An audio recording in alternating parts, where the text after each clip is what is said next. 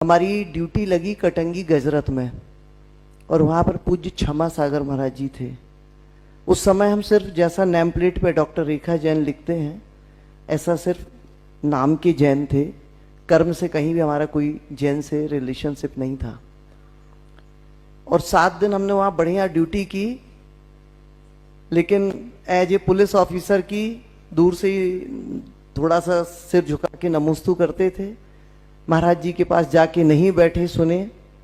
8वें दिन जब फेरी हो गई गजरत की और टेंट तंबू निकलने लगा और पुलिस को, जो बाहर से पुलिस आई थी जबलपुर से, उसका रवानगी होना थी, तब पूज्य क्षमा सागर महाराज जी ने कटंगी में जो ब्रह्मचारिणी बहनें थी उसमें एक अतिशयमती माता जी अब भी समाधिस्थ हो गई हैं, उनको बुला के पूछा कि ये तो जैन है ना?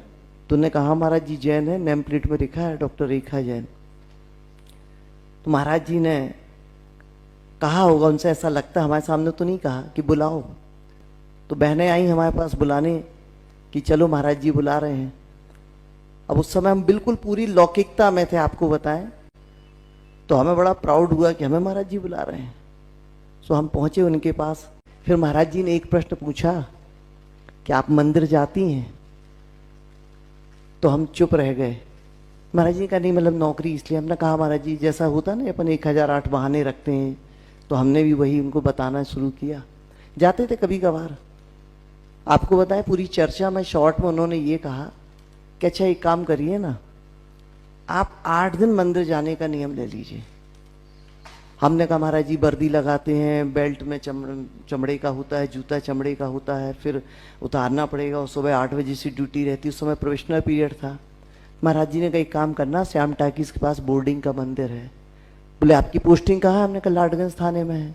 बोले कुछ नहीं, बोले बोर्डिंग के मंदिर में आना, वहाँ अंदर नहीं जाना पड़ेगा आपको, भगवान बाहर से दिखाई पड़ते हैं, तो आप 8 दिन भर जो है नियम ले लो।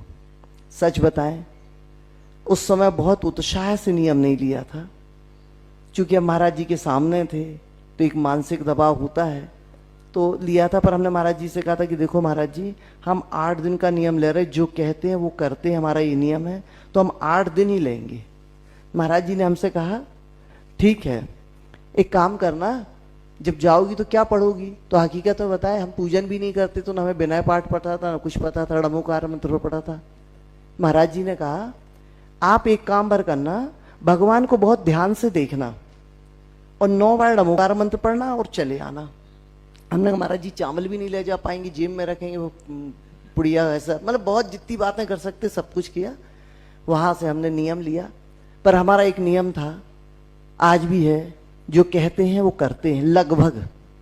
सो दूसरे दिन हम आए, सो हमने महाराज जी से ये भी परमिशन ली थी कि महाराज जी हम वर्दी में जाएंगे क्योंकि फिर घर लौटेंगे ये। तो महाराज जी का ठीक है। हमने कहा महाराज जी ऐसा भी हो सकता हम बहुत जल्दी में तो गाड़ी से भी नहीं उतरेंगे, यानी इतनी बेशर्माई थी उस समय हमारे दिमाग में। वो हम सारा कुछ आपको इसलिए बता रहे हैं कि क्षमा सागर महाराज जी वो शख्सियत थे, वो महाराज थे, उसने हम जैसे पापी को भी बदलने में पुरुषार्थ किया है। तो पहले दिन जब हम गए तो हमने ले जाके गाड़ी सीधी बोर्डिंग के मंदिर, आप लोग गए हो कभी तो देखे हैं, बिल्कुल सामने से भगवान दिखते। हीरो होंडा में थे, गाड़ी साइड स्टैंड खड़ी की, उतरे भी नहीं, कैप लगाए, चश्मा लगाए, बस भगवान को ऐसा करके नमस्तु किया। लेकिन महाराज जी ने कहा था कि 9 बार णमोकार मंत्र पढ़ना। सो हमने उस काले चश्मे में से देखा तो उस समय उस सफेद प्रतिमा थी लेकिन काली सी दिखी। पर हमने 9 बार णमोकार मंत्र पढ़ा और हम आ गए। और थाने में जब काम करने लगे तो हमें उस प्रतिमा की झलक उस काम करते समय, रोजनामचा लिखते समय याद आई। तो हमने सोचा कि यार प्रतिमा दिख रही है, हमने कल एक काम करेंगे, कल चश्मा उतारेंगे। और आपको बताएं दूसरे दिन गए तो चश्मा उतारा तो नहीं, ऊपर किया, कैप को रख लिया और दर्शन किया तो देखा कि जो प्रतिमा कल काली सी दिख रही थी वो तो बहुत भव्य सफेद थी। तो हमने देखा बहुत सारे लोग हमें देख रहे थे क्योंकि हम वर्दी में थे, अजूबे प्राणी तो लग रहे थे, पर फिर भी मन में कुछ नहीं। हमने कहा ठीक है। और दर्शन करके फिर जब हम गए तो 9 बार णमोकार मंत्र पढ़ते थे, देखते थे।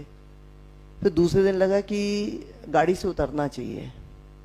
सो तीसरे दिन हम गए तो हमने गाड़ी को किनारे किया और खड़े होकर के जूते ही पहने हुए वर्दी में नमस्तु किया। तो कुछ लोग हमारे पास आ गए, उन्होंने कहा मैडम चावल आ रहे, हमने नहीं नहीं ठीक है। पर हमने देखा कि बहुत सारे लोग अंदर जा रहे थे, विधि विधान से जैसा कर रहे थे, देखा तो मन में आया कि बेल्ट चमड़ा का जूता तो उतारना चाहिए।